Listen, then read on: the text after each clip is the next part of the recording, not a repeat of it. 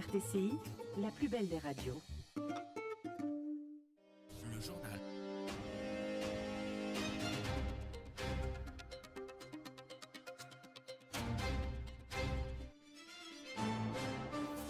Au sommaire de cette édition, la chef du gouvernement à Séville en Espagne, elle prend part à la 4e conférence internationale sur le financement du développement. La Tunisie accueille aujourd'hui la réunion préparatoire régionale du sommet arabe du développement social. Avis aux titulaires de comptes bancaires dormants, dès demain 1er juillet, les avoirs des comptes inactifs depuis plus de 15 ans seront transférés à la trésorerie générale.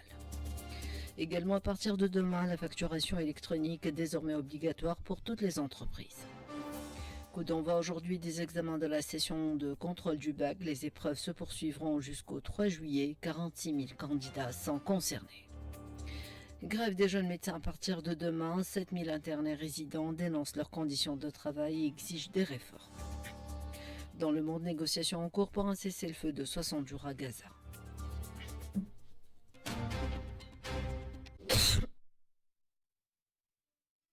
Bonsoir, la session de contrôle du baccalauréat 2025 a démarré aujourd'hui, se poursuit jusqu'au 3 juillet selon le calendrier du ministère de l'Éducation.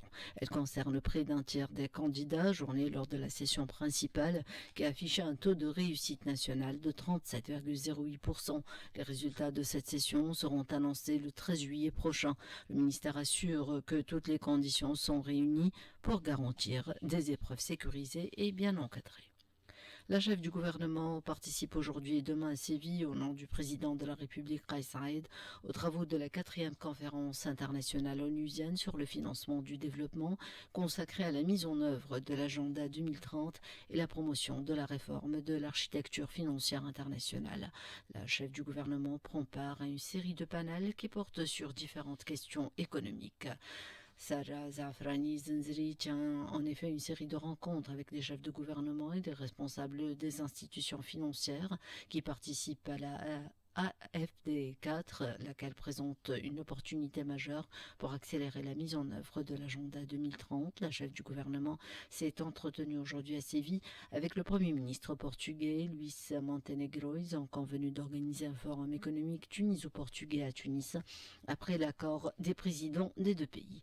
La chef du gouvernement a mis l'accent sur la nécessité de renforcer le partenariat économique entre la Tunisie et le Portugal, d'encourager l'investissement et d'inciter les entreprises portugaises à s'installer en Tunisie, notamment dans les domaines des énergies renouvelables, de l'infrastructure, du transport et des nouvelles technologies. Pour sa part, le Premier ministre portugais a exprimé la disposition de son pays à renforcer les relations bilatérales, à accroître l'investissement en Tunisie et à diversifier ses domaines. Sarah Zafrani Zenzri, chef du gouvernement, s'est entretenu également avec le ministre égyptien Mostafa Madbouli. Ils ont souligné l'importance de bien préparer la tenue de la commission mixte supérieure tuniso-égyptienne qui se tiendra en septembre 2025. Au cours d'un entretien tenu à Séville, en marge de la 4e conférence internationale sur le financement du développement, les deux parties ont également mis l'accent sur l'importance d'organiser un forum qui réunira des hommes d'affaires tunisiens et égyptiens afin de développer davantage les relations bilatérales dans les différents domaines au double plan commercial et économique. Le sommet de Séville marquera la 4e grande conférence onusienne sur le financement du développement. La FFD4 devrait être marquée par l'adoption formelle de l'accord sur le financement du développement conclu le 25 juin 2025 entre les États membres de l'ONU. Sans les États-Unis, il s'agit d'un cadre de référence renouvelé pour mobiliser les financements en faveur du développement durable et répondre à un besoin de développement estimé à 4 000 milliards de dollars par an, dont pâtissent particulièrement les pays en développement. Les travaux de la réunion préparatoire régionale du 2e sommet mondial sur le développement social, Doha, du 4 au 6 novembre 2025 ont démarré aujourd'hui à Tunis. Cette réunion se poursuivra jusqu'à demain mardi avec une large participation de représentants des pays arabes et des organisations internationales. Les participants à cette rencontre préparatoire discutent d'un ensemble de questions prioritaires de développement dans la région arabe, notamment la lutte contre la pauvreté, la promotion de l'emploi et du travail décent et la réalisation de l'inclusion sociale. sociales. L'ordre du jour comprend également d'autres axes secondaires tels que la sécurité alimentaire, la couverture sanitaire universelle, la qualité de l'éducation, l'adaptation au changement climatique ou encore l'égalité des genres et l'immigration. Pour le ministre des Affaires sociales, Aïssam Lahmar, cette réunion constitue une opportunité importante pour formuler une position arabe unifiée sur les principaux défis sociaux auxquels fait face la région. À partir de demain 1er juillet, les comptes bancaires inactifs depuis plus de 15 ans verront leur avoir transféré à la trésorerie générale. Cette mesure qui est inscrite dans la loi de finances 2025 et qui entre bientôt en vigueur concerne les comptes courants et les livrets d'épargne où aucune opération n'a été effectuée par le titulaire du compte pendant 15 ans consécutifs. Les titulaires d'environ 400 000 comptes ont jusqu'à aujourd'hui 30 juin pour réagir et éviter ce transfert. Une disposition jugée équitable, notamment dans les cas de comptes oubliés ou de clients décédés sans héritier. Pourquoi cette mesure a-t-elle été prise dans la loi de finances 2025? Réponse de Mohamed Ankhili, expert en droit bancaire. Tout d'abord, l'État, pour défendre les intérêts des propriétaires ou titulaires de ces comptes-là, ils ont obligé les banques de publier des listes dans le journal officiel et d'envoyer des lettres aux titulaires de ces comptes, ça d'une part. D'autre part, il y a plusieurs comptes dont leurs propriétaires sont décédés depuis plusieurs années et qui n'ont pas des héritiers ou leurs héritiers n'étaient pas au courant qu'ils avaient des comptes. Donc, ces fonds restaient dans les comptes internes des banques. Donc, aujourd'hui, la politique de l'État, c'est de reprendre ces fonds-là et les injecter dans la caisse de l'État, dans la trésorerie générale. Donc, cette mesure rentre dans le cadre de renforcement des fonds propres de l'État tunisien et pour éviter que ces fonds restent logés dans les comptes des banques qui bénéficient de ces comptes-là malgré le décès de leurs propriétaires. Donc, justement, pour cela, la loi de finances a obligé les banques à publier une liste des titulaires des comptes inactifs afin de prendre les mesures nécessaires, c'est-à-dire de mouvementer leurs comptes au plus tard le 30 juin 2025 pour éviter le virement. Parce qu'une fois le virement a été effectué, les fonds reviennent à la propriété de l'État tunisien. Le ministère des Finances a appelé les contribuables assujettis à l'impôt sur la fortune immobilière à régulariser leur situation. Aujourd'hui, 30 juin, étant le dernier jour avant de devoir payer des pénalités de retard et des sanctions légales. Cet impôt concerne les personnes physiques dont le patrimoine immobilier atteignait au moins 3 millions de dinars tunisiens au 1er janvier 2025, incluant les biens de leurs enfants mineurs à charge. La facturation électronique est désormais obligatoire pour toutes les entreprises à partir de demain 1er juillet également. Une mesure imposée par le ministère des Finances dans le but de mieux contrôler les flux financiers et lutter contre l'évasion fiscale. Cette obligation, pourtant instaurée depuis 2016, peinait à s'imposer dans les pratiques. Désormais, les sanctions seront lourdes, jusqu'à 50 000 dinars d'amende par infraction, selon la loi de finances 2025. Qais Fqih, expert comptable, nous en dit plus. La facturation électronique est obligatoire pour les opérations réalisées par les sociétés relevant de la direction des grandes entreprises avec l'État, les collectivités locales ainsi que les établissements des entreprises publiques. Également, elle concerne les ventes de médicaments et de carburant entre professionnels, à l'exception des détaillants, c'est-à-dire les pompes qui fournissent le carburant ne sont pas dans cette obligation-là. Il ne s'agit pas d'un document en PDF, mais d'un protocole électronique, c'est le Tunisian Electronic Invoice Format. Donc la loi de finances est venue juste augmenter les sanctions parce qu'ils étaient d'une amende de 100 dinars, elle est passée à 500 dinars par facture avec un plafond de 50 000 dinars. Également pour les factures électroniques non conformes, l'amende est passée de 250 dinars à 10 000 dinars par infraction. Et également pour les transports de marchandises sans justificatif pour le carburant et les médicaments à 20% des marchandises transportées avec un minimum de 500 dinars et doublé en cas de récidive dans un délai de 2 ans. La commission de la législation générale à l'Assemblée des représentants du peuple entamera après-demain mercredi 2 juillet l'examen d'une proposition de loi portant révision du décret-loi numéro 54 relatif à la lutte contre les infractions liées au système d'information et de communication. Les travaux de la commission se poursuivront pendant les vacances parlementaires conformément au règlement intérieur si le dépôt n'est pas possible avant cette période. L'organisation tunisienne pour informer le consommateur a appelé aujourd'hui à lancer une initiative législative urgente visant à consacrer le droit du citoyen tunisien, notamment les familles à faible revenu, à bénéficier d'au moins 30% de la capacité touristique nationale, moyennant des prix préférentiels clairs et transparents et soumis au contrôle d'instances indépendantes. Le Forum international sur la migration intitulé Entre réalité et défis, tenu aujourd'hui à la Cité de la Culture à Tunis, a été l'occasion de proposer une nouvelle approche de la migration fondée sur la migration organisée comme une opportunité plutôt qu'un danger et comme un moyen de réaliser des bénéfices communs à la fois pour le migrant et pour l'État. Lors de l'ouverture du forum, le président de la Fédération des travailleurs tunisiens à l'étranger, Hossein Laribi, a insisté sur l'importance de dépasser l'image stéréotypée de la migration irrégulière, soulignant la nécessité de mettre en valeur les aspects positifs de la migration organisée qui se fait dans le cadre d'accords internationaux garantissant les droits et protégeant la dignité.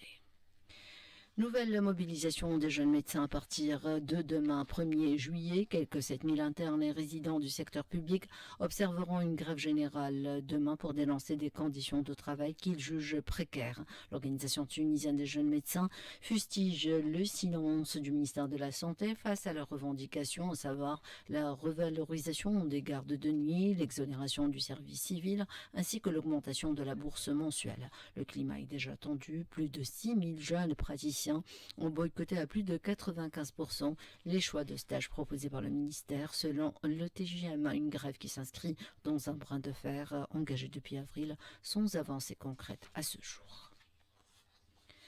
Actualité à l'étranger, la défense civile de la bande de Gaza a annoncé aujourd'hui la mort de 28 personnes tombées en martyrs dans des frappes ou des tirs de l'armée sioniste à travers le territoire palestinien dévasté par plus de 20 mois de guerre génocidaire. Le ministre égyptien des Affaires étrangères a déclaré que son pays travaillait sur un nouvel accord concernant Gaza, incluant un cessez-le-feu de 60 jours en échange de la libération de certains prisonniers israéliens et de l'entrée rapide de l'aide humanitaire dont l'enclave assiégée. Il a précisé que la proposition est le fruit d'un effort conjoint entre l'Égypte, le Qatar et les États-Unis et qu'elle représente une première étape vers un cessez-le-feu durable. Cette initiative, a souligné le chef de la diplomatie égyptienne, permettrait de créer une dynamique en vue d'un cessez-le-feu durable menant à terme à la mise en œuvre de l'accord du 19 janvier.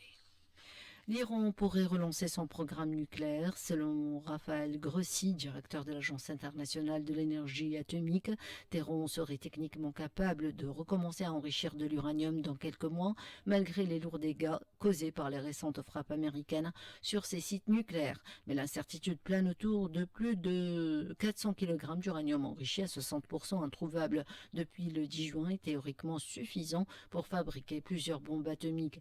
Alors que Washington affirme que ces stocks n'ont pas été déplacés, l'Iran suspend sa coopération avec l'Agence internationale de l'énergie atomique, une décision validée par son Parlement et les gardiens de la révolution. L'agence onusienne demande un accès immédiat au site, soulignant que les traités internationaux doivent prévaloir sur le droit interne.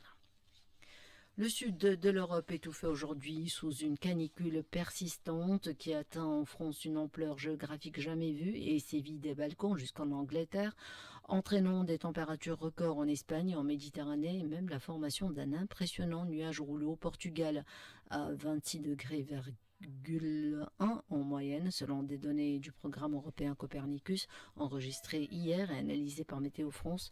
Jamais la mer Méditerranée n'avait connu une température aussi élevée en surface et sur terre aussi.